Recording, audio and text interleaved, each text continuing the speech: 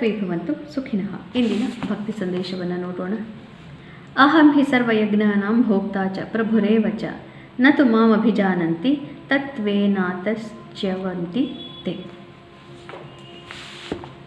ನಾನೇ ಎಲ್ಲ ಯಜ್ಞಗಳ ಭೋಕ್ತ, ನಾನೇ ಯಜ್ಞ, ನಾನೇ ಎಲ್ಲವೂ. ಇದನ್ನು ಅವರು ತಿಳಿದುಕೊಂಡಿಲ್ಲ. ಹೀಗಾಗಿ ಬೇರೆ ಬೇರೆ ರೂಪಗಳಲ್ಲಿ ಬೇರೆ ಬೇರೆ ದೇವತೆಗಳ ಆವಾಹನೆ ಮತ್ತು ಉಪಾಸನೆ, ಹವನ ಹೋಮ ಇತ್ಯಾದಿಗಳನ್ನು ಅವರೆಲ್ಲರೂ ಮಾಡ್ತಾ ಇರ್ತಾರೆ. ಅದರ ಪ್ರಕಾರ ಅವರು ಎಷ್ಟು ಫಲ ಸಾಧ್ಯವೋ ಅಷ್ಟನ್ನು ಮಾತ್ರ ಅವರು ಪಡೆಯುತ್ತಾರೆ. ಸಂಪೂರ್ಣವಾದಂತಹ ನನ್ನನ್ನು ಉಪಾಸನೆ ಮಾಡಿದಂತಹ ಫಲವನ್ನು ಅವರು ಪಡೆಯಲಿಕ್ಕೆ ಸಾಧ್ಯವಿಲ್ಲ. ಇಂದು ಶ್ರೀ ಪ್ರಾಭವನಾಮ ಸಂವತ್ಸರೆ ಉತ್ತರಾಯಣ ಗ್ರೀಷ್ಮ ಋತುವು ನೀಚ ಜ್ಯೇಷ್ಠ ಮಾಸೆ ಕೃಷ್ಣ ಪಕ್ಷೆ. ಇಂದು 7ನೇ ತಾರೀಕು ಮಂಗಳವಾರ, ಸಪ್ತಮಿ ತಿಥಿ ಹಾಗೂ ಇಂದು ಉತ್ತರ ಭಾದ್ರಪದ ನಕ್ಷತ್ರ. ಮತ್ತು ಇಂದು ಬುಧ ವಕ್ರಿಯಾಗಿ ಮಿಥುನ ರಾಶಿಯನ್ನು ಪ್ರವೇಶ ಮಾಡ್ತಾ ಇದ್ದಾನೆ. ಮೇಷರಾಶಿಯವರಿಗೆ ಇದು ಸ್ವಲ್ಪ ಕಷ್ಟಕರವಾದಂತಹ ಗೋಚಾರವಾಗಬಹುದು. ಮಿಥುನ ರಾಶಿಯಲ್ಲಿ ಬುಧ ಉಚ್ಚ. ಹೀಗಾಗಿ ಮೇಷರಾಶಿಯವರಿಗೆ ತಮ್ಮ ಬಂಧುವರ್ಗದಲ್ಲಿ ಅಣ್ಣ ತಮ್ಮಂದಿರೊಡನೆ ಹಾಗೂ ಮುಖ್ಯವಾದಂತಹ ಸಾಮಾಜಿಕ ಚಟುವಟಿಕೆಗಳಲ್ಲಿ ಸೋಷಿಯಲ್ ಮೀಡಿಯಾ ಇತ್ಯಾದಿ ಕಮ್ಯುನಿಕೇಷನ್, ಇಮೇಲ್, ಫೋನ್ ಕಾಲ್ಗಳು, ಮೆಸೇಜ್ಗಳು ಇತ್ಯಾದಿಗಳಲ್ಲಿ ಸ್ವಲ್ಪ ತೊಂದರೆ ಆಗಬಹುದು.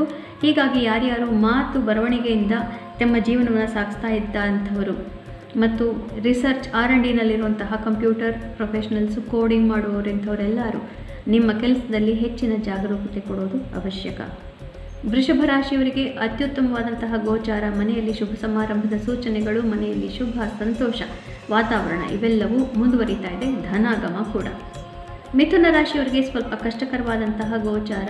ನಿಮ್ಮ ರಾಶಿಗೆ ಬುಧ ವಾಪಸ್ಸು ಬರ್ತಾ ಇರೋದ್ರಿಂದ ಮನೆಯಲ್ಲಿ ಏನೋ ಒಂದು ತೊಂದರೆಯನ್ನು ನೀವು ನಿಭಾಯಿಸಿಬಿಟ್ಟೆ ಅಂತ ತಿಳ್ಕೊಂಡಿರ್ತೀರಿ. ಅದೇ ತೊಂದರೆ ಈಗ ಪುನಃ ವಾಪಸ್ ಬರುವಂತಹ ಸಾಧ್ಯತೆ. ಕರ್ಕ ರಾಶಿಯವರಿಗೆ ಸ್ವಲ್ಪ ಕಷ್ಟಕರವಾದಂತಹ ಗೋಚಾರ. ಮಿತ್ರತ್ವಗಳಲ್ಲಿ ಒಡಕು ಹಾಗೂ ಕೆಲವೊಂದು ಮಿತ್ರತ್ವಗಳು ಸಂಪೂರ್ಣವಾಗಿ ಕೊನೆಗೊಳ್ಳುವಂತಹ ಸಾಧ್ಯತೆ. ಸಿಂಹರಾಶಿಯವರಿಗೆ ಉತ್ತಮವಾದಂತಹ ಗೋಚಾರ. ಇಷ್ಟಾರ್ಥ ಸಿದ್ಧಿ, ಮಿತ್ರರಿಂದ ಧನ ಲಾಭ. ಕನ್ಯಾ ರಾಶಿಯವರಿಗೆ ಕಾರ್ಯಕ್ಷೇತ್ರದಲ್ಲಿ ದೊಡ್ಡದಾದಂತಹ ಯಶಸ್ಸನ್ನು ಬುಧ ಪುನಃ ತಂದುಕೊಡ್ತಾ ಇದ್ದಾನೆ. ಹೀಗಾಗಿ ಕಾರ್ಯಕ್ಷೇತ್ರದಲ್ಲಿ ಮಾತಿನ ಬಗ್ಗೆ ಹೆಚ್ಚಿನ ಗಮನವನ್ನು ಕೊಡೋದು ಅವಶ್ಯಕ. ತುಲಾ ರಾಶಿಯವರಿಗೆ ನಿಮ್ಮ ಕಾರ್ಯಕ್ಷೇತ್ರದ ಸ್ಥಾನದಲ್ಲಿ ಬುಧ ಬಂದಿದ್ದಾಗ ನೀವು ಹೇಳಿದ್ದೆಲ್ಲ ನಡೀತಾ ಇತ್ತು, ಮಾತು ಅನುಕೂಲಕರವಾಗಿತ್ತು. ಈಗ ಮಾತಿನಿಂದ ತೊಂದರೆ ಪುನಃ ಆರಂಭವಾಗುತ್ತೆ. ಮಾತಿನಿಂದ ಅದೃಷ್ಟ ಕಳೆದುಕೊಳ್ಳುವಂತಹ ಸಾಧ್ಯತೆಗಳು ತುಂಬ ಜಾಸ್ತಿ. ವೃಶ್ಚಿಕ ರಾಶಿಯವರಿಗೆ ಉತ್ತಮವಾದಂತಹ ಗೋಚಾರ. ಮನಸ್ಸಿಗೆ ನೆಮ್ಮದಿ. ಯಾರ್ಯಾರು ನಿಮ್ಮನ್ನು ತೊಂದರೆ ಮಾಡಿದ್ರೋ ಮತ್ತು ನಿಮ್ಮನ್ನು ಹೀಯಾಳಿಸಿದ್ರೋ ಅವರೆಲ್ಲರೂ ಈಗ ವಾಪಸ್ ಬಂದು ನೀವೇ ಸರಿ ಅಂತ ಹೇಳುವಂತಹ ದಿನಗಳನ್ನು ನೋಡಬಹುದು.